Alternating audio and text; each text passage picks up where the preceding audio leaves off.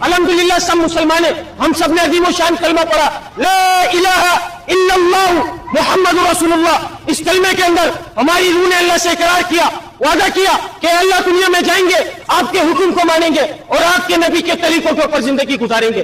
میرے بھائی دنیا میں آئے تو دنیا کی چمک کو دیکھ کر, دنیا کی رنگینیوں کو دیکھ کر, دنیا کی غلاظت کو دیکھ کر, دنیا کے گٹر کو دیکھ کر اس کی محبت کو اپنے دل میں ایسے بسایا, ایسے جتایا جیسے ہمارا یہ ٹھکانہ پوری زندگی ہمارے کو ادھر لے کر جانا ہے. ہماری عیاشی کر جائیے, جتنی عیاشی کرنی ہے ادھر کر لو, آخرت میں جو ہوگا دیکھا جائے گا. حدیث پاک کا مفہوم, دنیا مسلمانوں کے لیے قید خانہ اور کافروں کے لیے جنت ہے. کافروں کے ساتھ ساتھ ہم بھی اس کو نعوذ باللہ اپنی جنت سمجھ رہے. میرے بھائی ہمارے یہ ٹھکانہ نہیں ہے, ہم اپنی مرضی سے دنیا میں نہیں آئے, ہم اپنی مرضی سے دنیا میں نہیں آئے. اللہ رب العزت نے ہمارے کو بھیجا ہے اور اللہ رب العزت چاہے میرا بندہ میرے پاس آئے تو مکمل کامیاب ہو کر آئے. مکمل کامیابی تجارت میں, وزارت میں, صدارت میں, کسی